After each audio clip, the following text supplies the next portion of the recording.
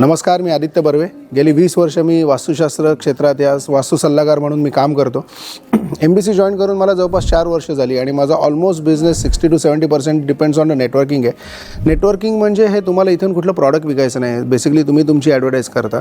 आणि आता MBC expand होऊन पुण्यापर्यंत आले आणि पुण्याचा जो रिजन आहे तो मला जबाबदारी ती माझ्यावरती सांभाळायला दिली आहे. आपला मराठी माणूस बिझनेस करू शकत नाही असा प्रश्न नाही आहे. तो मराठी माणूस आपला बिझनेस करतो, फक्त प्रश्न असा आहे की तो त्याच्या कम्फर्ट झोनच्या बाहेर जाऊन कधी बिझनेस करत नाही. म्हणजे कात्रजवरून हिंजवडी लांब आहे, हिंजवडीवरून तळेगाव लांब आहे, तळेगाववरून विमाननगर लांब आहे. इनफॅक्ट मुंबईमध्ये सुद्धा आहे की बँड्रावरून ठाणा लांब आहे, ठाण्यावरून डोंबिवली लांब आहे. अरे बापरे, तुम्ही इथे राहता का? अरे बापरे, तिथे राहता का?